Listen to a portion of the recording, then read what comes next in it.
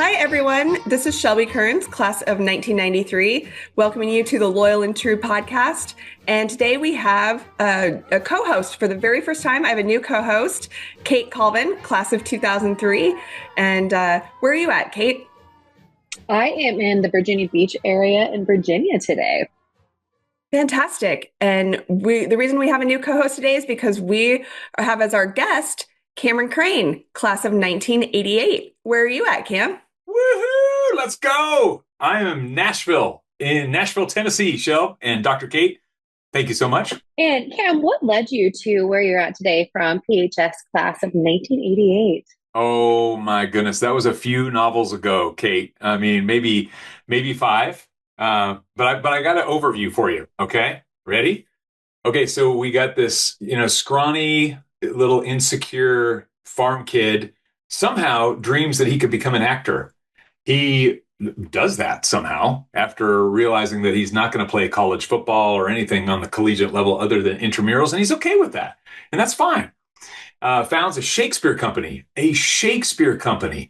in Nevada, where there are casinos, because that makes sense. Makes a lot of sense. Why Shakespeare? Our grandfather, Buster, R.I.P., grew up and he learned the English language in Canada with Shakespeare and the Bible, and he would quote all the time. And so that really infected me. In fact, there's a moment I can distinguishedly go back when I was at Washington State, and I would come home to the farm for finals because it's so quiet on the farm. I could get away from the noise and I could focus. And I was working on a final, and it was about Hamlet specifically. And Buster and I got into an argument of what this passage was. I was going to try to quote Hamlet, and he was like, "No, that's as you like it. All the world's a stage. That's as you like it. It's Jacques. That's not Hamlet." And he was right. I had to go to consult to the old book. And anyway, later I was doing that monologue, and I really connected to that monologue, and I kind of got bit, and I left it by the acting bug, and I left everything else behind, all rational thought behind, and went on this crazy path, like the fool, like in the tarot, the fool stepping off the cliff. Yeah. That was me.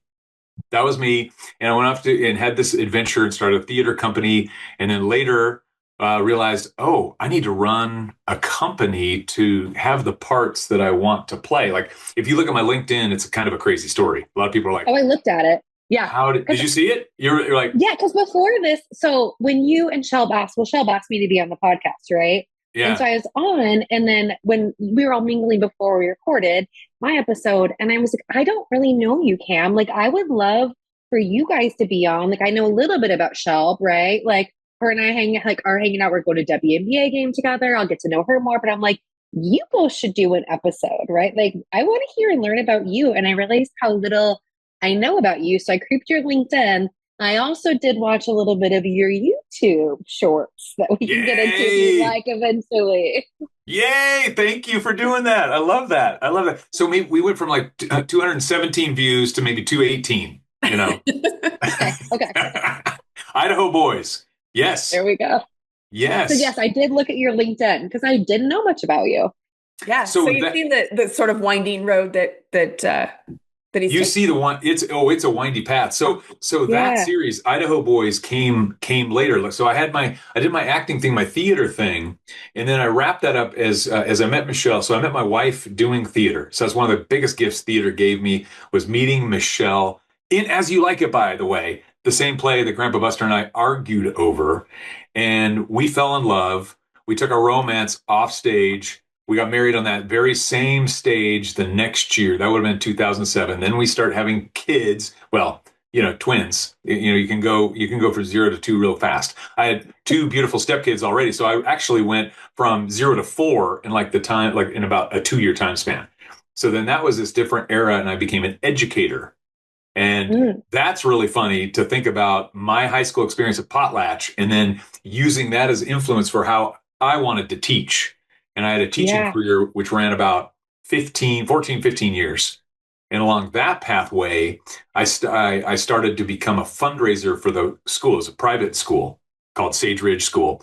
And the head of school challenged me because I took a group of students to Scotland for a play. I went to the Edinburgh Festival, and we did a play about Nevada's crazy history. Because if there's a crazy state, It's Nevada. I mean, it's arguably the craziest of the 50. So I wanted to write about how it came to be, how it is now with my students. Got a lot of Yeah. attention. We raised $100,000 to do that. And the head of school, who had come from Menlo over in the Bay Area and had always raised a lot of money, Norm Kolb, one of my dear friends, one of my mentors, he was like, how did you raise more than the annual fund? You need to come over here. Let's have a conversation. So I started becoming a fundraiser. As I became a fundraiser, I started digging into, the needs of the school, the discovery process of the school. One area where we were a little deficient was technology. So I looked at what Reno was doing. Tesla had just come into town. Microsoft had been in town. Google put a campus up. So I started talking to tech officials in Reno. Thought, okay, this is interesting. How can we work with them? Some of the parents had startups from the Bay Area, had big exits, and they moved up to Reno. So I was like, oh, there's a vibe here. There's something interesting happening here. And that's when I started getting into technology startups. So I was investigating that, helping raise money. Helped raise about 2.5 million for the school for a makerspace and innovation center, hiring an innovation director. When COVID came, and I got laid off in 2020. Shelb remembers this clear because I was like, what? Say what? And several of us who had been anchors of the school were suddenly like, what do we do now?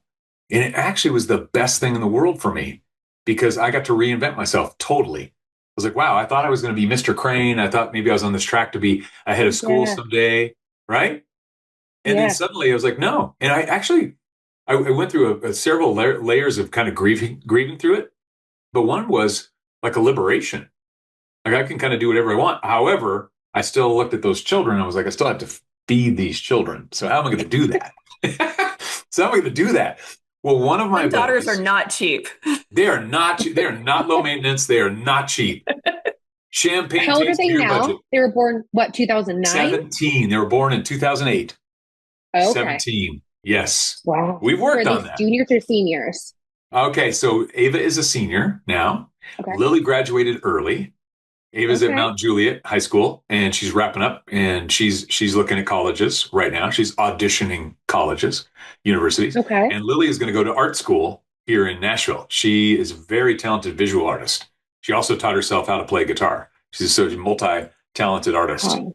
And they've both been working since they were 16. So they've got the Kerns work ethic, which I love and appreciate. Yeah, it makes sense that they both are like, well, you said auditioning. So your other daughter that is auditioning colleges, is that like what is she wanting to study? Something in the arts? Business. Ava, Shelby knows Ava is hard to say no to. She is very persuasive.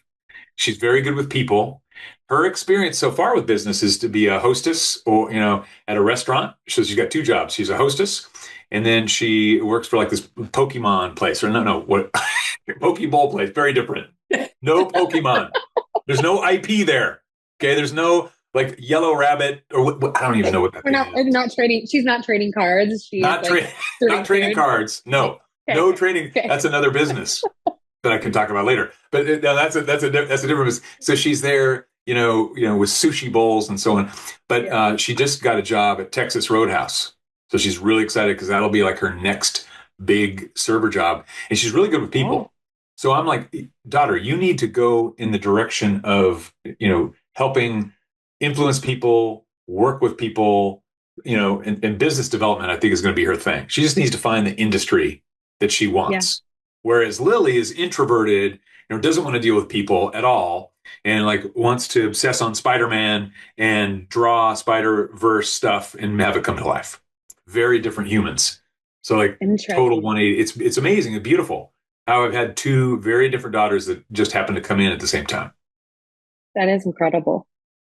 So I have to feed those girls. It's 2020. Yeah. It's COVID. The world's freaking out. And I have this amazing friend who is a parent at the same school, who has a daughter that's best friends with my daughter at that time. And he's like, what? He can't get over what happened. And I was advising a tech startup with him.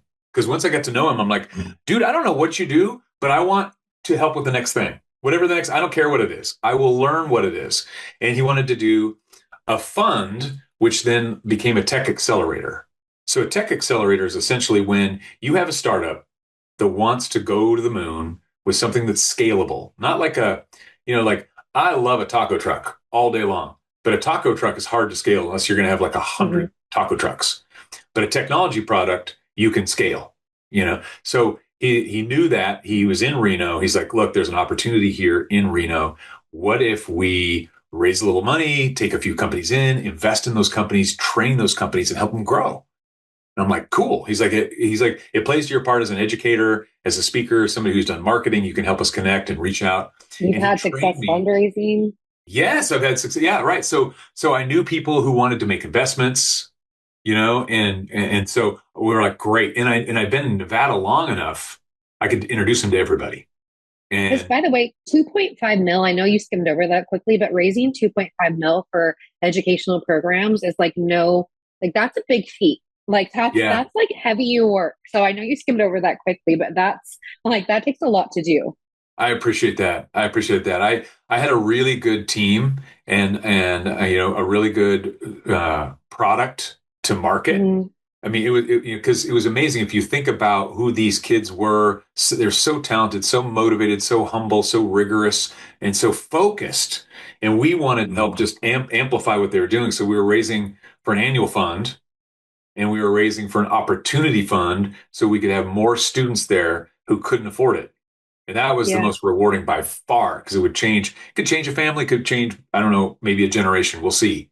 We got to go back in time and look and see how those kids do and where they go and how it really helped them. But it was super Yeah. rewarding. And the last part of it was the capital campaign to help expand the campus. And it was the vision of one of my first mentors, Bill Heim, who was there. He was the one that hired me in 2006. And he hired me in 2006. I was actually in LA working on an independent film that had Patricia Arquette as the voiceover, had Martin Sheen as the voiceover. I had Judd Nelson on set. It was unbelievably weird with him because he's so talented and so inappropriate at the same time. I had to be like the handler for Judd. And these makeup girls and these costume girls, they're all gaga over him. And he's like showing them really inappropriate things on the smartphones. It just kind of become a thing, and you could access Yeah. things that you don't want to access. And I'm like, dude, knock it off, And then They I got pay a you call. extra to be his handler. Yeah, right. I was like his hand, and thank goodness it was only for like a 2-day shoot for him, and get him out of here. Respect and love it. Love it, but I mean, get out of here. And I get a call from an old friend, Don Jessup. Now, Don was one of my board members when I was doing the Shakespeare stuff, and he and I hit it off. He's the sweetest man you'll ever meet. Educator, loves Shakespeare. Helped me get into Washoe County School District's pipeline, where I would do 2 and 3 person shows for kids. I mean, you want to learn your acting chops? Go perform for middle school students in Reno, in Fallon, in Elko, in Carlin, in Round Mountain. Round Mountain, a town, by the way, that they move depending on where the mine goes, because the mine just goes down and out. So they're like, okay, we got gold over here, so we're gonna just move the town back over here. We're just gonna go, yeah. So literally where the town was at one point is air now. Wow. That's why that is absolutely wild. I've never heard of such a thing. Wild. But so it was me and a Subaru and those actors that I would hire, and I would write a show, and we would go out and we would perform for everybody, and I got grants for it. So that's when I learned how to do business. That was all before I met Michelle. So Don remembered me from that time and had brought me into Sage Ridge as an artist in residence. And, that was like, hey, teach the act, because I was a actors equity. I was a union actor by that point. So they were like, hey, give us what the business is like. Give us what the business is like. So I would give them what the business is like. I would coach them, everything else. And I remember at the time going, hey, this is a really cool school. Like, the kids actually listen when I perform, and they ask really engaging questions. I'd love to be here someday. And the pompous director of theater who was there at that time is like, I said, well, you don't have a master's degree. And I was like, oh, okay. I see how it is, brother. Okay. I have a master's degree. Okay. Well, they hire a guy with a PhD, and he flopped. So it's Yom Kippur. I'm bartending for the Nimoys. I'm not kidding. In Bel Air. I'm bartending for the Nimoys in Yom Kippur, and I get a phone call, and it's Don Jessup saying, "Hey, this school, remember Sage Ridge?" I'm like, "Yeah, I remember Sage Ridge." Well, they need a theater teacher. I'm like, it's October. And I What don't happened? have a master's. And I don't have a master's. And he's like, "Cam, they don't worry about that anymore." So, so I got to go back up and see that school again. And then Bill was my mentor. So Bill saw I had an opportunity. He's like, "Look, you come here." He's like, "I will help you get your master's degree." And he was true to his word. Wow. He and the school helped pay for me to later go to Ashland and work with Oregon Shakes and get my master's degree at Southern Oregon. How cool is that? That's incredible. But I think that but then you invested so much more, like, right, in the students and setting them up for success. Like, I think even like them enabling you to grow and to thrive, like you poured that back into others tenfold. I think that's so obvious. I would be so curious to see, like, if you follow up with, everything that you did with that school. I'd be really curious, like from, my psychological brain. Yeah, yeah. I would wonder just if you were to say like that, like, did someone just believing in you, like, did that lead to a sense of empowerment, right? Did like Oh, yeah. someone like noticing, leaning and believing in you in that moment, like, what did that do to like further empower you throughout life? I bet you would see like a really big throughput of what you did in their lives that like made an effort long term for sure. So the investment they made in you was absolutely worth it. Thank you. It was great to have that because I had come from being an artist who was just scrappy and like survival focused, but we all believed in the work. It was all about the work. Yeah. Very serious. And so to come there and then have somebody believe that you could translate this into students. I mean, I remember thinking like I didn't know the term imposter syndrome yet. I didn't know that yet. I kept thinking at any point, I'm like, I'm going to get fired. I'm totally going to get fired. They're going to come down here and be like, this dude has no pedagogy. He doesn't know what the hell he's doing. He's going to be out of here. And I was like, they haven't come to get me yet. I remember talking to my mom about that. And mom was like, no, you just do your thing. Take care of the kids. You'll be fine. And it worked. It worked out. So what I really started to do, Kate and Shelby, I just started to pay attention, like look at the culture. What's this really about? There were teachers like Don there. There are other incredible teachers like my buddy Eric Galt, who was so classically trained musician from Oberlin College, was just so dedicated to the kids. So I was like, oh, it's really not hard at all. It's like just focus on the kids, like raise the bar for them and they'll reach it. And we talked about this on the podcast with Karen Roan. Like the more you Yeah. raise the bar for the kids, the more they will tend to elevate. If you do it with like a structure and a discipline and a focus and love, they will rise up. And I noticed that, and they did, and it was amazing. And I'm happy to say that I'm friends with so many of them still to this day. We stay in touch. I have no hard feelings at all about the kids or like any of my colleagues. I stay in touch with them too. I feel very grateful for that time period in my life. But that was a big pivot to go to, from that to then be able to raise money for the school. And they probably felt my passion because I knew the school so well. By that point, I had been there like 11, 12, 13, got laid off in my 14th year there. And then going and then pivoting in. And I was like, oh, this is a time to reinvent myself. And that's really when I started my career in venture, which leads me to today. To answer your question, finally, how did you get from Potlatch High School to here? That was a pivotal shift because without Sean taking a chance on me and me having that opportunity to work there for 3 years, I would never have got the Vanderbilt job that I am at currently, where I help accelerate deep tech startups. And that's what I do now. And that's what brought me to Tennessee, getting the Vanderbilt job. It's so wild for me, like, thinking about, okay, we're farm kids, right? You're growing up on the farm, not exactly in the center of any technology or acting or, these things weren't even really available to us. Like I remember you saying on one of the episodes that you were in one play in high school because they kind of made all the football players do it. So they were, right? Yeah. Charlie's aunt. Yeah.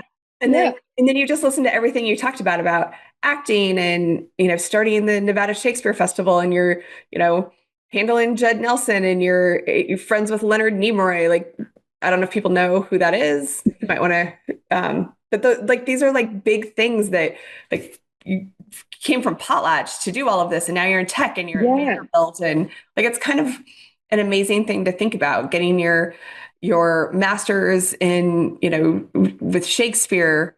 And I don't know that we even, like, I think we did Macbeth maybe when I was in Shakespeare or in high school English, but it wasn't like we had dedicated classes to classic literature or anything. So I don't know. I just kind of want to maybe drill down into that for a second, a little bit too, like how that comes about when you think about going from. I know you had Grandpa telling us all that we should be reading Shakespeare, but and maybe that's the unusual part that and an active imagination. I mean, I remember going out, with a backpack of Roundup on my back, and I had pumping up the tension. You'd pump up the tension on the left arm like this, and then you have the spray there, and, and just be like, I'm out there, and I'm like, okay, and I was like, no, Thistle, I'm coming for you. And I was like, started doing some impressions and doing really bad Arnold impressions, but just like being a kind of a spazzy kid. But I had a lot of room. I remember that. I remember us going out to spray weeds and we'd go out to spray weeds. Stop, freeze, and then act like we were shaking. Don't run away. Yeah, we're always. What are you going to do? In the 80s, in the middle of nowhere, we had to have active imaginations. Active, right, and we had Clark Carpenter on this podcast. So I was in the class with Damon, and Damon was super creative. And I remember we were both a fan of Clint Eastwood movies, and so we would do little act outs. Like I'd be walking down the hall, and he'd just be like, I'm like, oh, we got to act this shit out, okay, ching, and I'd like make like I had spurs on, ching, ching, ching. What do you want?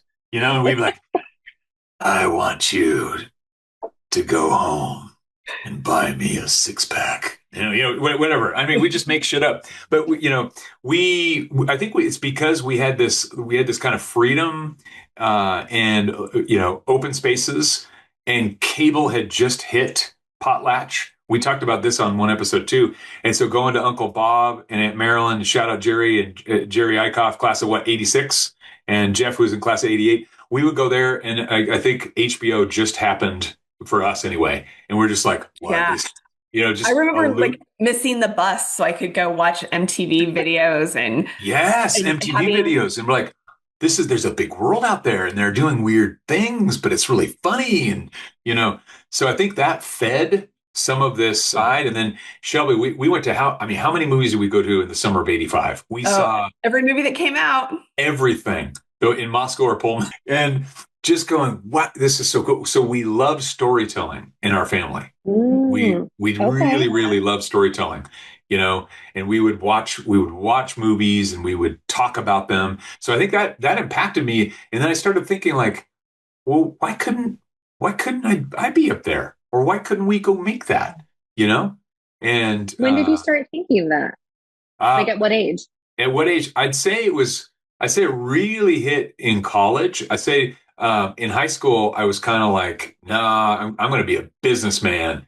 I'm going to go make money. That's where my head was in high school. Like I'm either going to be an athlete or I'm going to be a businessman. I'm going to go make money. But later when I got into college and my mind was opened up and I took more acting classes and I was reading a lot more, and I would read about my heroes. I remember reading and studying Marlon Brando. And just realizing, oh wow, somebody took a shot on him at some point. James Dean, somebody took a shot on him. Brad Pitt, he was a scrawny kid from Missouri. No business making. I had no idea about that. Yeah, somebody took a shot on him. And he drove out to L.A. Did you go to WSU to study business then, and you were just taking like acting classes for funsies? So I went there. I totally failed. This is a great failure story. So Kate, I went to Boise State. I was in Boise State. I had a blast there, but I was like, okay, I don't think I'm reaching my full potential.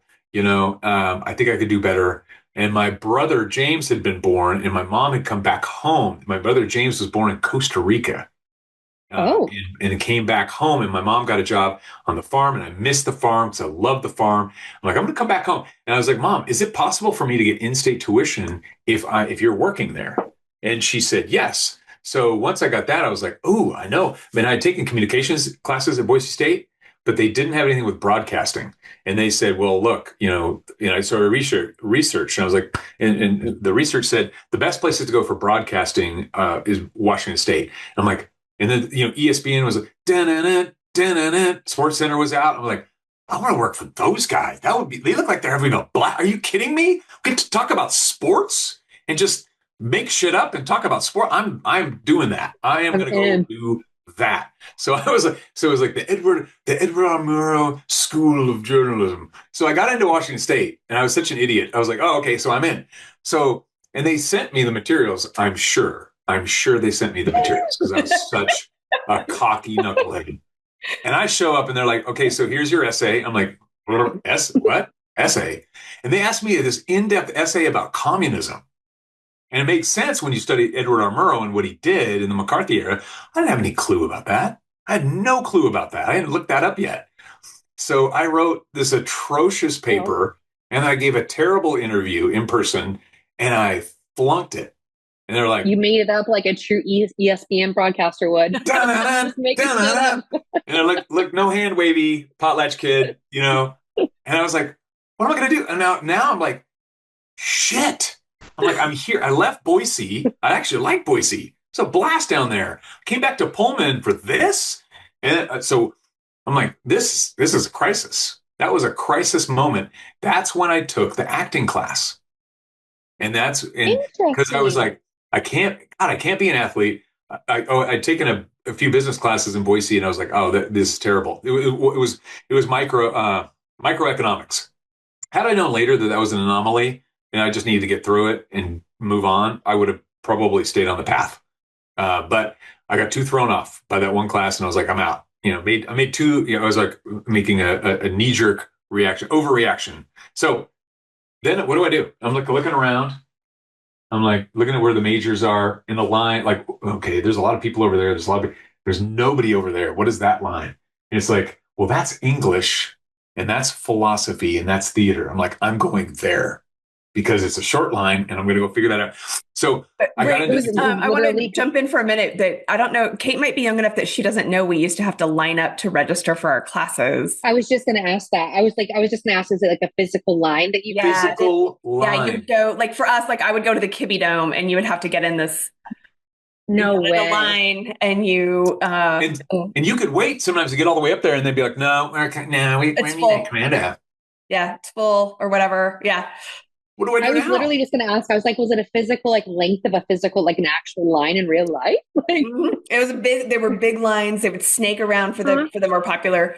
So being the efficient person he was, Cam's like, where's the shortest line? But yeah, makes sense. Yeah, makes sense. I thought that might not make sense too. I'm so glad you double clicked on that, Shel. Thank you for doing that. You're right, because we forget that's how we used to do that. Oh, yeah. I was purely online. I think by the time I was a junior, you could do it on the phone. So you would wait up and you would call whatever time it opened, and it was an automated system and you could get in. But it was weird. Yeah. All right. So Cam, you get in the short line. So I get in the short line. Much like getting on the short bus. And so I get the short bus, and someone's like, you got to take an acting class. And I was like, man, I don't know. They're so weird, those acting people. They're like, no, you're weird. You should take it. And I'm like, yeah, you'll fit right in, sir. You're probably right. Yeah, thank you. So I go in there, and they're like, you need to pick monologues. And I remembered that monologue, and I was like, oh, that this too solid flesh would melt, thaw, and resolve itself into a dew. I was like, Hamlet was mad. I'm like, I relate to this dude. And so it was like the combination of the language and the passion and the story and connecting it here. And it just, it's probably like a video game when you unlock a level and you're like, bling, bling, bling, and you go up. And that's how I feel like my brain and my heart flow state happened. Yeah. And I was just like, oh, wow. And it was like, and then because I'd always been an athlete, but I had to work hard to be an athlete. I was like, this came really easily to me. And I was like, ooh, there's something here. And high performance psychology, we call that the zone or flow state. You when everything syncs up, right? Like your abilities, your training, it all just like meshes and melds, and you just like achieve that like ever so easy flow, right? In your craft. Yes. It sounds like Kate, it that's clicked and you're like, this exactly is it. what it was. And that would carry with me. And I remember later thinking when more studies on the brain came out, I remember thinking, oh, well, I definitely feel like I'm using the most of my brain power when I'm on stage because I could be aware of multiple things all at once and it was all synthesized. Like I'm aware of my set, I'm aware of my Interesting. props, I'm aware of my acting partner, I'm aware there's an audience. I'm aware I'm a character. I'm also aware I'm a human that's not the character. I'm aware of all of it and it was all seamless. That's incredible.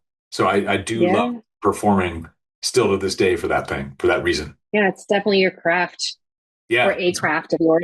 it's my craft. I got to do it today, by the way. I got to go. There's a little playhouse here. A little shout out to Playhouse 615, where my wife Michelle has done 2 shows, and I've been the fight choreographer for 2 shows. And I got to go teach stage combat, which is so much fun. I used to do it with my students, where you get Oh, to fake. Who doesn't love to fake slap each other? It's like the yeah. best thing in the Yeah. world. Fake slap, it's so great. But the acting piece, is a huge part, and I attribute so much of my ability to adapt to things because of the theater. Because Mm, in the theater, all the things I just said, plus any play is a world. So to really do it justice, you need to dive in to the historical context, who the characters are. The psychological component is massive for each character if you're really going to study it, to relate. If you're not an actor, you can be a stagehand, you could be a designer, you could be somebody who creates it and doesn't want to be mm. on stage. You could be somebody who takes money. You can be somebody who promotes it. I mean, there's so many aspects to the whole part of the theater. It is. I always It's so say you're the most interesting. adaptable person I know. So maybe that is why. I was just going to ask, Thank like, you. you roll with the punches so incredibly well. Like, it's so, like, I almost don't even know like what questions to ask because like you roll with it like so eloquently and like completely different directions. Yeah. Do you think like what do you think about like your childhood, us growing up in Potlatch, going to Yeah. PHS? Like, what do you think about that? Like, Let's go back enabled there. you because Yeah. like that flow state, right? Like that's when again, like all of our skill set, our education, like everything melds like in this perfect situation. But like our skill sets, a lot of that's like nature and nurture, right? So I'm Hmm. like curious, like what is that Hmm. nurture piece that Uh-huh. allowed you to like just like develop that person that can achieve that flow state in this like really artistic, beautiful, unexpected, right? Area of someone coming from a small town in northern Idaho. Yeah, thank you. That I love going back there. I get passionate thinking about it. And really, you look at the Kearns family, look at Shelby's family. They're why I had such a support network. Grandpa and grandma, they're why I had such an important, a supportive network. Because I mean, talk about a class of Potlatch graduates. I was thinking about this, and it's one of those moments. I don't know quite if it's funny or what it is, but I am the product of 2 teenage Potlatch High School students. Mhm. I was a oops. And then having the anchor of the family though was so huge. And I left. So I bounced around in between Moscow and Pullman and Potlatch as a kid. I went to Potlatch grammar school for some of it. There's some photos there, but I also went to Pullman, also went to Moscow. But then in 77, we go to Georgia, Kate, Athens, Georgia. My stepdad gets hired as a postdoc for the Institute of Ecology. And Oh, we leave the farm. And that was a massive bend, like a time, like the Canverse splits right there and goes yeah. that way. I would definitely be a different human if I didn't go to Georgia. 100%. Because I stay there from 77 until 83. When I That's come a back, significant time. it's a significant time. And I would come back and see Shelby and Ty and Jeff and Jerry and Rich on holidays, right? And then by the time I can come back, I was so happy to be back around that we just hung out. We're always very close in 83, 84. Oh, 84, I have to leave again. I go to Texas in 84. That sucked miserably, but I'll get back to that shortly. And then 85, I'm back, and then I finished 85, 86, 88 for Potlatch. So when you went to Georgia, was it small town, big town, like city, or? Athens is a really cool town. Little did I know at the time, Athens. REM was there. B-52s were there. It's a college town. Cool vibe, right? Yeah, definitely different. Yeah, larger than Potlatch. Larger than Potlatch. And suddenly I'm in a biracial community. I'm like, oh, cool. There's not just white people. All right, let's go. And it's humid. And there's like, it's just a different kind of forest. And, but the people were cool. I had great friends. I had the sweetest friends. I said, friends that I'm actually still in touch with today. And I'm so excited because we're working on a thing where Vanderbilt's going to go play where I work, is going to go play UGA, which was my first team, later in October. I got to go to that game. Okay. Oh, yeah. I was just down at UGA teaching. We were doing a little bit of, we're going down and talking about what we're doing with the Human Performance Program with the Army to their occupational therapy graduates. But yeah, small world. I did not know. Small world. I love that, Kate. I love that so much. But my time there was profound. I learned so much. I started playing soccer because I was a small, skinny little kid, never going to play basketball in Georgia when you're a small, skinny kid. I come back to Potlatch in 83, and my first coach that I'm introduced to is Rick Medic. And I don't know if you've heard the legend of Rick Medic, but I've heard about, yes. Yeah. And Uncle Rich was like, my big brother. He was like, you got to come to this clinic. I'm like, I don't know how to play basketball. I don't know anything about basketball. He's like, no, you need to come to this thing. So I went to this clinic, and what I loved about it is he was such a good teacher. They were like super rigorous and instructive. And I came from the South, so he loved me because it was like, yes, sir. No, sir. Yep. It was like, I was like snapped to a tick. I mean, corporal punishment was a real thing in Athens. I got paddled at least 3 times. I mean, I was like, please don't beat me, And so I'm grateful to him because he introduced me to the game of basketball, and I couldn't do anything offensively at that time period, but it taught me defense. And I started to realize, if I could play defense, I could be valuable. Offense makes points. Defense wins games. That's right. Got to lock down. That's so interesting with soccer and stuff, like just like the footwork, right? The agility, the speed, like the endurance. I think that would likely translate pretty well to the game. The endurance, because I would assume. And I was in such a good shape because of soccer. I would pick guys up full court. I mean, they would want to punch me, and I would like dare them to do it because they get kicked out. But I'm like, coach, I'll be the dog. Put me on whoever you want me to. I will go all day. And then over time, I got better at, having a skill set on the offensive side, but it was that side that got me in because there was no soccer in Potlatch, Kate. I came up and I was like, I know. Yeah.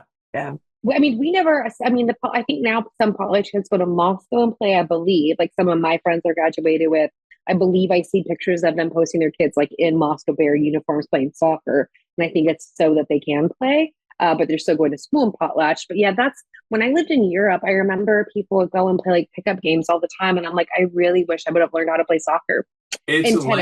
Tennis is another that's like an international sport that I wish I would have learned how to play. I'm with you. We got to go hit. I played today. I played doubles today. It's a great sport to learn. They're 2 sports that I just think like they're internationally so well known, and it's just it's just like an easily translated language, I guess. Yes, it is a language. You're right. Yeah. And we can play with anybody on the planet, from wherever they are. I know that is a wonderful thing. Wonderful. So you come back, did you start playing basketball after soccer and then you moved to Texas for a little bit? Yeah. And in between though, I got to tell the Roger Lingle story.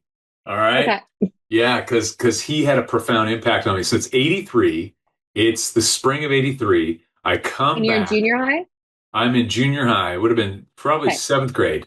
So I come back at the end of 7th grade. And, Grandma Tori's like, okay, so, you're coming up, but we're going to state. So, you better be ready to travel. I'm like, whatever, let's go. Game on, let's go. So we go to Boise. I see the state tournament. It's so fun. Everybody's into it. I remember seeing the pep band and I was like, that's cool. Such a great pep band. Oh, it was such a great pep band. Oh my gosh. I mean, such a great pep band. So I get back and I realize I had a new appreciation for my music teacher. Before I was just thought he's kind of nerdy, this weird little Mhm. nerdy guy named Roger Lingle. And then I saw what he did with his pep band. I was like, oh, I want to be in the pep band. And he was like, you do you? You're not ready for the pep band. You think you can play trumpet in my pep band? And I was like, oh, yes, sir. What do I need to do? So he said, the only shot you have is to play baritone. No one wants to play baritone. I'm like, why? He's like, everybody thinks trumpet's the thing. I'm like, well, okay, to hell with that. Give me the baritone. So he gave me a baritone. I started working on it. It's the same key system, but just lower. So I'm like, oh, okay, that's cool. So I got into that, and he really challenged me and pushed me because I was a hyperactive kid. I know it's a shocker to think about that. Hyperactive kid, had trouble focusing, but he's like, look, you're doing pretty good. I remember when that quarter, he gave me he's like A minus B plus. I'm like, what is that? That's a cop out. What is that? What is that? A minus slash B plus. He's like, it's your choice. If you think you deserve the A minus, you can have it. But do you think you did your best? And I was like, man, that guy's good. Wow. That guy is good. I'm like, no, I can do better. It's like, I know you can. So he really challenged me and he believed in me. And by my 8th grade year, he gave me And made you take autonomy too, right? In your yeah, performance. Like he was like, no, like you get to choose. Like he put it on you and like gave you like this. I think it's a respect that a lot of youth don't get these days, right? Like right. trusting you and to understand and perceive and to see that, but also like getting your buy-in and like your intrinsic motivation at that level is so brilliant, so smart. I agree. So shout out. I hope he's watching. Wow. I just love him so much. I appreciate him so much because by the next year, I really focused and I got better. And to give Rich credit, Uncle Rich was dedicated. He loved music. Like our family, like Shelby's dad, Jim, was a really strong musician. My mom's a strong musician. We have a lot of strong musicians on the Kern side. And when they And would I get just thought together, you all were farmers. oh, they would get together. You should see them sing the old. Oh my God, the old guard. Remember Shelby, the old uncles Yep. when they would get together and they could harmonize together. Oh, Wow. so good, so good. So Rich, his senior year decided not to keep playing basketball, and that was it. And so then but he wanted to join the pep band, and he was playing. So he's playing trombone. I'm playing baritone. We're having the time of our life. We're getting ready for baseball season because that was Rich's big sport, and we had the time of our life. And the team, man, the team came close that year. But we went to state again. It was a great experience. But that's because of Roger Lingle. And when I left to Texas, he was there, I think. But then when I came back in '85, he was gone. I remember being Mm. sad that he was gone. Oh, he was And already then gone? he was already gone. Oh, Yeah, wow. because I probably would have kept playing in the band because of him, because I loved him so much, and he pushed me musically so much. But I saw him, Kate, later in '94 when I had a weird job as a lawn care guy in Boise. I was back in Boise for a brief stint, and I show up and I see it on because we'd get the stat sheet. It was like a one of those corporate companies, and they give you the printout. You got to go here, here, here. And I remember pulling it up, and this is before GPS, so you need to actually physically Yeah. people. You need to use a map, people, like a Yep. piece Yep. of paper. They still exist, by the way, if anybody ever needs one, right? They're There's still out there. atlases and stuff. They're Yep, still yep. out there. And I memorized Boise's landscape. It was great. I still probably have it in here, although it's changed a lot. But he was in the Southeast, which was a newer neighborhood at the time. And I saw Roger Lingle. I'm like, there's no way. There's no way. So I go out to there and I service the lawn. And I'm looking inside, doing the fertilizer and looking inside. I don't see anybody. I don't see anybody. And they had said, don't bother the customer. Just do your Yeah, thing yeah. and go home, You're like, So I I'm like, gotta bother the customer. no. So I go up and I knock on the door, and sure enough, there he is. His little mustache. He's like short little guy, and I'm You like, did. He had that mustache. yeah, little mustache. I'm like, Mr. Lingo, I don't know if you remember me, but I'm Cam. He's like, oh my gosh, I remember you. So he gives me a big hug, and he tells me he came down. He got a great job at I think it was Bora High School. He was either Boise or Bora High School, but we chatted it up, and I kind of let the emotion out. I thanked him. It was just great to have that closure Yeah. in person with him. What a great opportunity. Oh, Like to be able that to was like just be there in divine. that moment. Yeah. Yeah. a couple of things, by the way. I think that we maybe need to give the Kearns family a little bit more credit for like your theatrical, like I don't know, ness, like leaning towards it because like all of them are like harmonizing and getting together. The uncles, Yeah. like that's performing, y'all. Like that is like art, right? Like I Oh, they think that do. maybe you're Yeah, exposed to it they That's more a do. than good even point. now. We have a lot That's of a really good musicians. point. Like, And Hunt Shelby, I mean, the Kearns reunions, we have, the talent show. We get some talent, you know, and cousin Sarah, shout out to her, professional flute player. She's Oh amazing. our wow. cousin Cousin Jackie is cousin a Jackie, oh my Lord, opera opera singer. singer, amazing Wow. talent, Yeah. amazing. And Jackie and I are bookends, Wow. Kate. So I'm the oldest, although some people try to, you know, anyway, and she's the youngest, and so we're the bookends. Yep. Yeah. Okay. Wow, Yeah. that's so I had no idea. That's incredible. Also, fun fact, so they've done like a lot of research with like cab drivers and like specifically ones like in New York and Vegas that can learn like street layouts in the area of your brain, which is so interesting for you. So learning music, right? So being able to Mhm. relearn music. So the same area of your brain that gets like the neural pathways get developed and solidified for learning music are the same ones for like learning like maps and also Mm. languages. Are you good at languages as Wow. well? I'm okay with languages, but I Mm, would count science as a language because I like. okay. Uh, Let me give you context. So here I am, this former theater, Shakespeare business development guy. I'm going to Vanderbilt, and I'm going to do tech transfer in Vanderbilt, and they're going to talk about medical devices and drug discovery and IND enabling processes and all kinds of chemicals and molecules. And Foreign language. yeah, and so I'm like, "Whoa, okay, here we go again, right?" And so I've been able to adapt. And there are times when they're talking now, I'm like, I think I actually understand what he's talking about. Yeah. I think That's interesting. Yeah. a lot of times they assume I know, and so I'm like, oh my God, he's talking to me like I know what this is so amazing. He's talking like I know what I'm talking about, you know. And And you might owe all that to your music teacher, honestly, I, because you develop that area of your brain. Shout out Mr. maybe. Lingle. It could Neuroplasticity. very well be. It could very well be. You know, give and keep mapping. The Mhm. ability to keep mapping, like because in the Shakespeare stuff will stay with me. That's like hardwired. Like the other night, Michelle came home and she's like, honey, Playoff 615 wants to do Taming of the Shrew. And she's like, and it's like, what do you think? And I was like, and it just, I'll attend her here and woo her with some spirit when she comes. Say that she rail. I'll tell her simply she sings as sweetly as a nightingale. It just comes right back You went into your flow. Yeah. and went into the flow. So there's something. I love that you're bringing up the psychological angle and the brain angle because there's a lot there.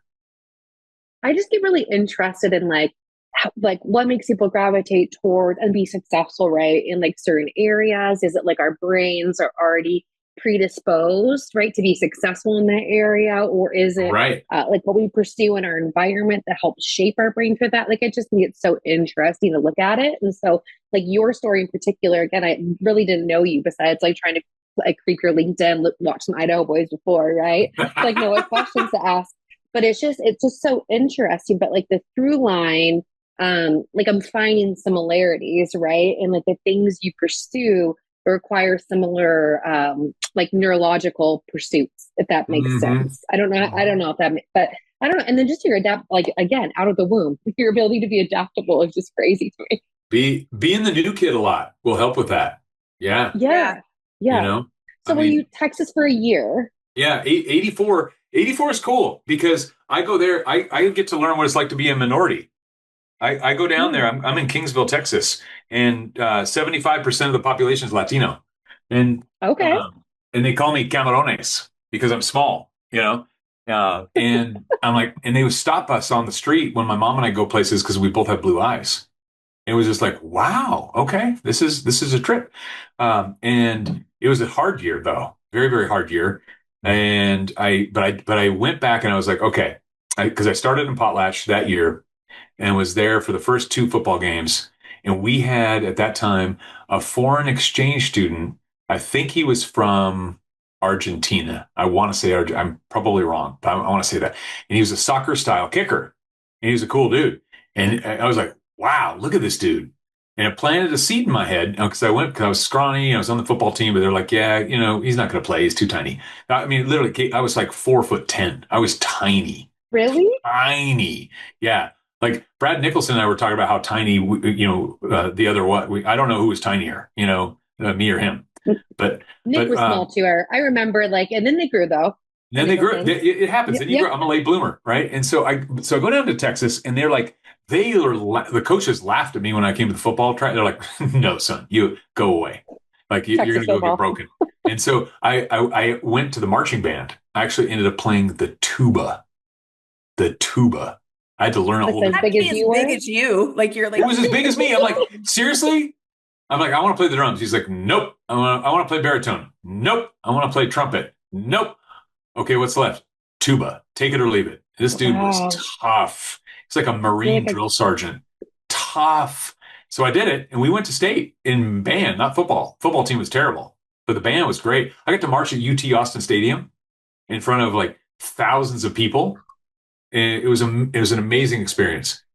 What was it that made you say every time he was like, nope, you can't have that instrument? Like, what was it that made you keep saying like, okay, what's next then? Like, okay, what's next? And like saying yes to the tuba that you weren't interested in. Like, I'm just so curious, like what made you say yes and do it? Because honestly, let's be serious. 9 times out of 10, most kids, if they didn't get that instrument that they wanted or whatnot, they'd lose that motivation. Like what? Yeah. I'm so curious. Like, why were you like, well, I'll do it? Yeah, why you didn't take no for an answer? You're like, that's interesting. Yeah, I think maybe it was like, don't deny me. I don't like, if I wanted to do something, I wanted to do it. And I was like, okay, fine. So we got to compromise. Because I think I remember learning that early, like, okay, you just don't get what you want. It's just not that simple. You gotta give and take. And so maybe that's part of it. Like with my childhood of like, realizing, okay, the adults don't have this figured out. Kids, get overlooked. It's just part of life. It's part of the deal. So maybe that was it. But I had it fixed in my head. I was like, okay, I'm not going to play football, but I don't do band. What am I going to do? Like I got to figure this thing out. So maybe that was it. Did you want to do things bad enough? Like you wanted to be in the band? Yeah. And so the instrument was secondary. Like, I just want to be in the band, or like, I just want to be on the football team. It doesn't matter if I'm not in this position, or, you wanted to. I love that show. Yes. I think that had a lot to do. I want the uniform. I want to be on the team. Yeah. That meant a lot to me. I want to be on the team. I want to be somebody, Charlie. I could have been somebody. Could have been a contender. Yeah. But like you want to be doing something, like being a part of something, and I don't know, it seems like the specific role maybe wasn't. Isn't it funny though? I mean, the concept of me walking away didn't occur to me. I don't think it occurred to me of going, oh, I don't have to do anything. And not everybody has that grit. Like that's not natural, right? Like it is so much more natural for people to be like, okay, I have like a block or a speed bump, I quit. Yeah, I would have taken it as rejection too. Like if somebody said, well, you can't play that instrument, I would take it as you don't want me in the band. I don't think it would have occurred to me to say, well, what instrument can I play? I would have taken that as just like in my face. Yeah. Right. But this is why all of his cousins call Cam, because he gives us these pep talks where we're like, you're right. That's not a closed door. I can just play a different instrument. Oh, thanks, Cam. Thanks for the pep talk. There's a window. There's a side door. What? I'm going to start telling myself, like, when something doesn't work out the way I want it to, I'm just going to be like, you know what? There's a different instrument. Yeah. Like, there's a different way to play. Like, can I play the trombone? Just be like, can I play the trombone? And the person you're talking to is also going to get confused and let you do whatever you want. How about the trombone? So okay. And we lived in this. That's a powerful lesson. That's a powerful lesson, honestly. Right? Okay. Well, thank you. So I spent a lot of time alone that year, which was hard for me because I'm an extrovert, and I really, really struggled to connect with people. It was like the hardest year to do that. Really, really hard. But so I was like, okay, well, what else can I do? So I was like, I devised my plan out. I negotiated with my mother. I'm like, okay, And she was like, give this a year. If it doesn't work, you can go back. I'm like, fantastic. I want the plane ticket for the day school's done. And So you talked it out. that You band teacher, compromised. he wasn't used to people saying no to him. And I told him, I said, because playing at graduation was a requirement, And and he threatened, I think he did this for me. He threatened that because he heard that I wasn't going to go. And I was like, no, graduation is the day after school is over. I'm flying the day school is over back home. You don't understand. Peace out. Like, I'm out of here. And so he's like, you will lose a full grade. I was like, oh, I'll take the B. I'll take the B, bitch. Boy, a B in band is gonna ruin my life. Like, it was the easiest decision in the world. And all the kids were like, oh my God, you're not going to go. I'm like, no, I'm not going to go. I am, you don't understand. I will never see you people again. I love that there's some things you'll compromise about, and there's some things you're like, absolutely not. Like the day of, I'm gone, but I was out. Was always when Cam would fly home. Like if he was coming home for the summer, or if he was coming home, like this time he was moving back, we would just like that was the best day, and we'd all get in the car. Grandma and Grandpa would let us go, and I would always wear when we were little, and you would come home. I think it was more when I was younger. First, I didn't really understand what airports were really. I would get like all dressed up, and we'd sit in the car. We'd go up to the car, go up to Spokane. Shelby's so cute. Like, I remember in the station wagon, or maybe the green machine. I think it was like the green machine. Yeah. And we would drive up there. I just remember like being so excited, like not really, I didn't really have like a context for what we were doing. Go to Spokane. Yeah. It's a big deal. Spokane. And there was like that, there's that part of the road when you're going out to the airport, and it's kind of a loop. And to this day, when I drive on that little loop, that is the feeling I get, is going to get Cam at the airport. We didn't know anyone else who flew. No one else in my life flew. We only went. That's so cute. We would go pick you. And I remember you had packed, when you came back from Texas, I remember you had trophies that were in, and so they were all packed. And I remember watching all the boxes come off the, wow, I don't remember that. Like, waiting for them, or maybe it was Georgia, but I think it was Texas. And I remember just like watching your mom had like taken the boxes and made them fit the right, for your trophies. And I remember it distinctly. And I just remember being so excited and having on these really uncomfortable shoes because I'd gotten all dressed up. Weird memory. Maybe I'll cut that out. I love how no, because like, I think one thing you guys always bring, I'm like, no, don't cut this out of your own podcast. So like one thing that you always talk about is like, what are you like nostalgic for? I love that like that loop makes you nostalgic for like Cam coming home. Like, Cam, is there something that like makes you nostalgic for home, or for like time with your family, time like with Potlatch? Like, you having been gone for so long, like is there anything that, like takes you back to moments like Shelb when she's going around that little roundabout at the airport?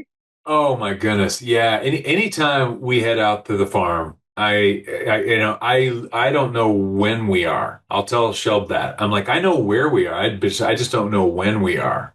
It feels like we're in 1983, and we're in 2001, and we're in 2026 all at once. I get so nostalgic going back out to the farm, because that's the anchor, really. That's my ancestral home.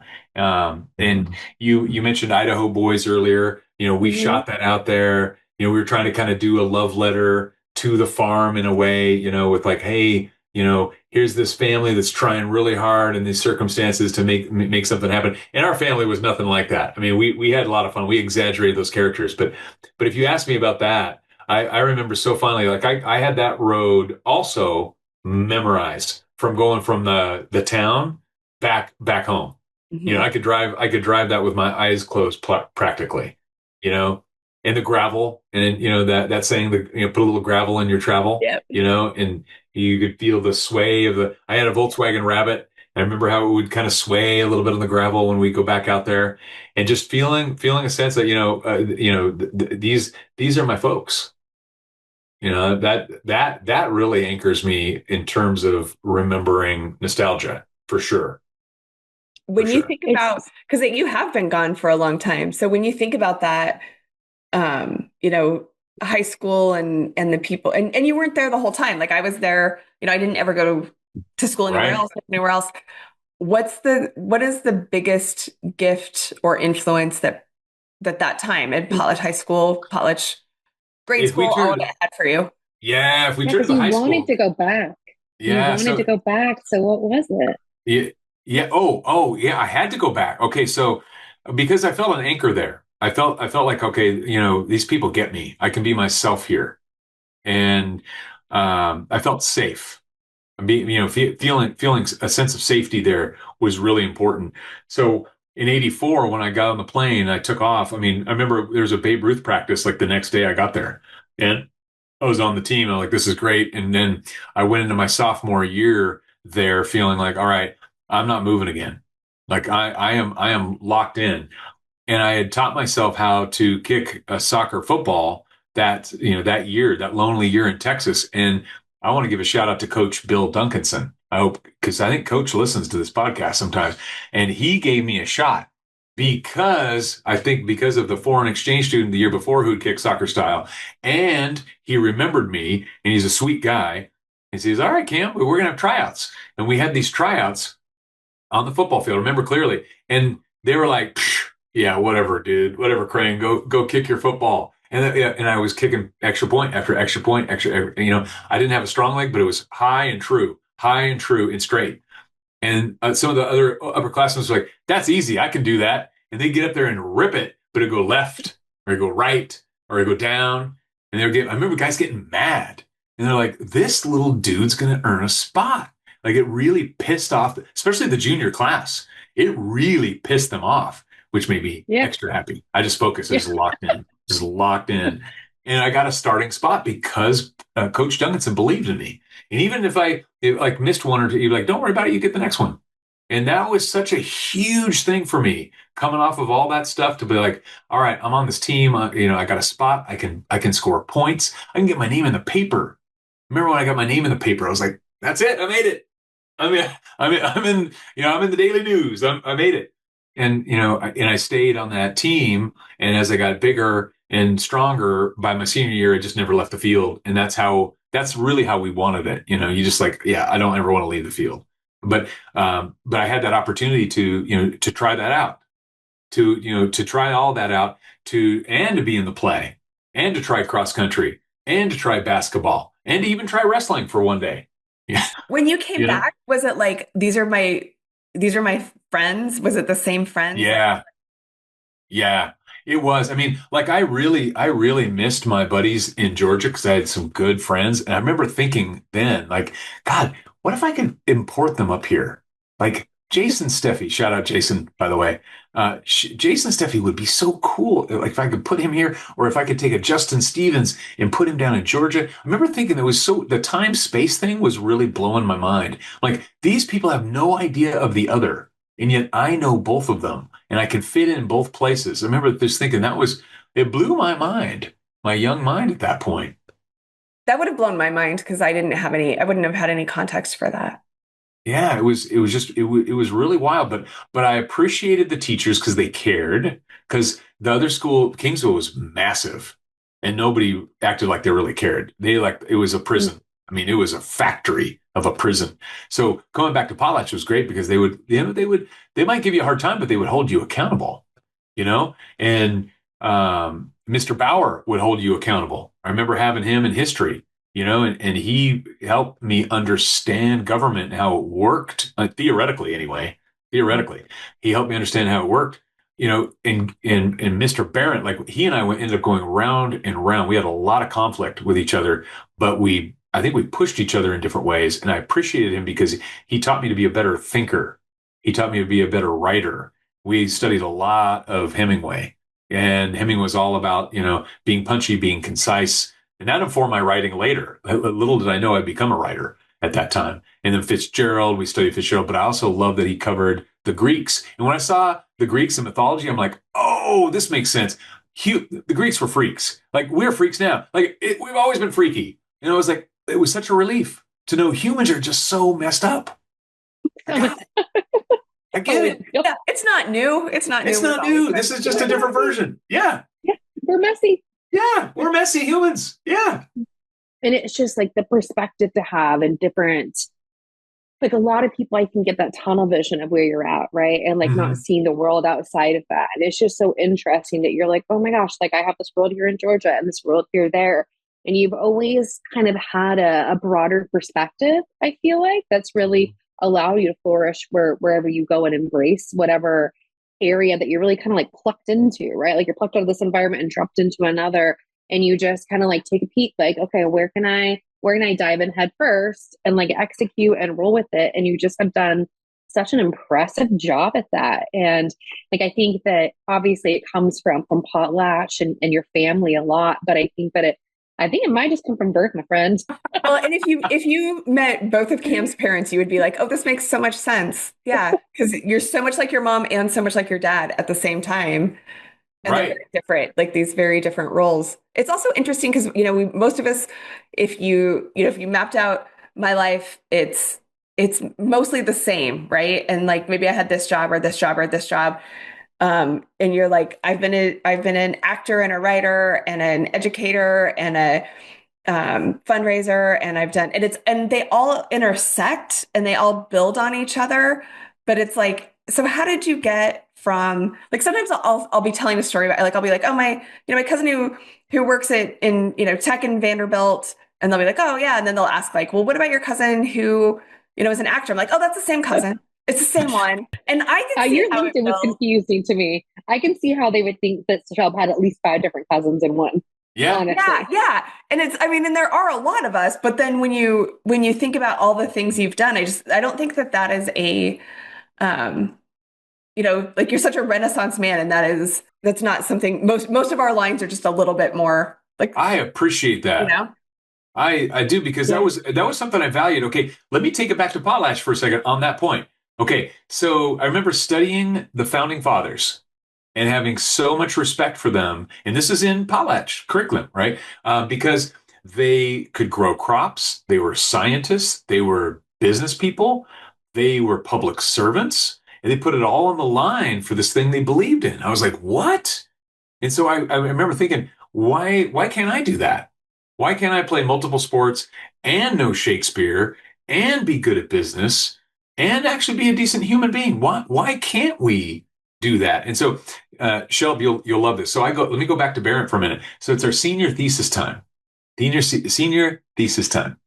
I'm a huge Prince fan. Purple Rain comes out.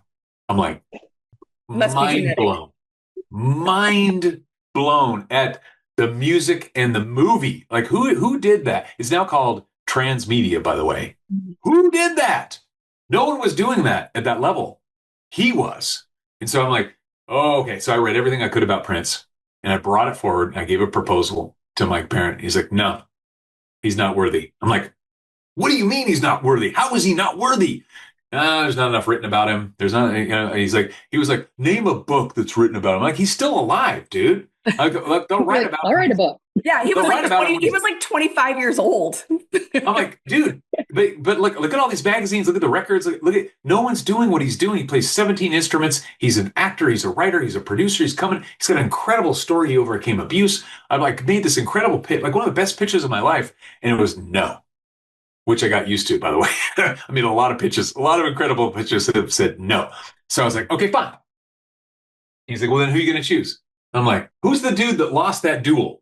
Who's that founding father that got killed in the duel? That's interesting. That's really, really interesting. He's like, Alexander Hamilton. I'm like, him. I'm going to write about him. You got a problem with that? And he's like, no, you can write about him. And little did I know that would become one of the most successful musicals of all time, you know? But I wrote my senior thesis on that because I remember thinking, okay, that's just so weird. Like, how did this founding father get shot and killed? Like, Yeah. how was that okay? My mind was blown by that.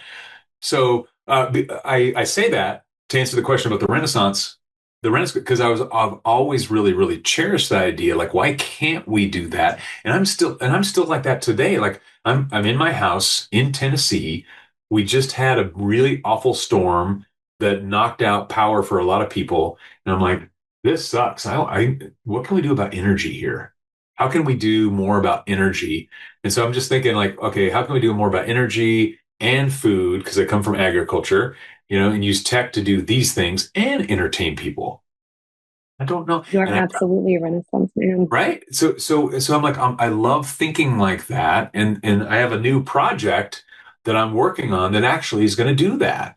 It's like a new passion project. And Do it's you going want to to share it with us, the listeners? yeah. Yeah. Let's hear it. It's called Steeple.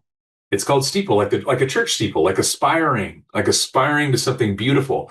And it's some friends that I have met in the entertainment industry who also have experience in tech, and they have, it crosses over into renewable energy as well. And I'm like, this is a cool fusion for me, because I love to see, I can see talent in people and talent in opportunities and want to help make it happen. Like taking this piece over here and going, wow, if this piece over here met this piece, that would be really cool.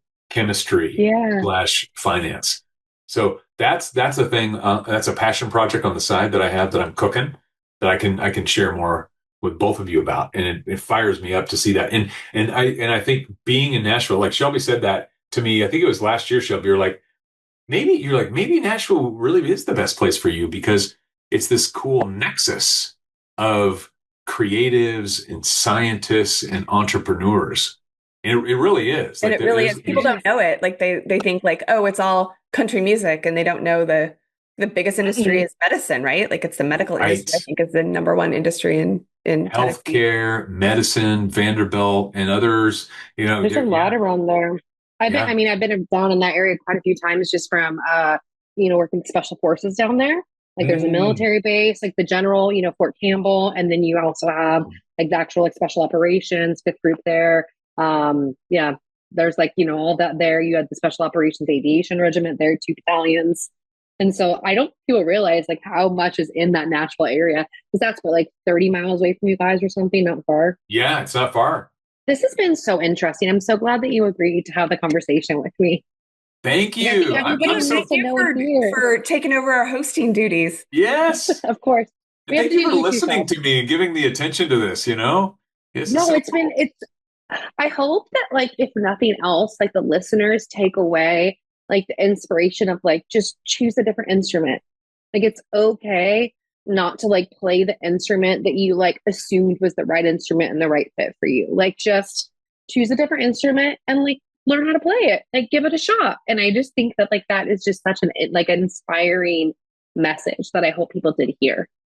Like it inspired me, like I like even thinking about with like my multiple sclerosis, like like as like things continue to change for me. You mentioned like grieving processes when you're going through COVID, when you had to like really adjust fire, right? And like go a whole different direction with your career.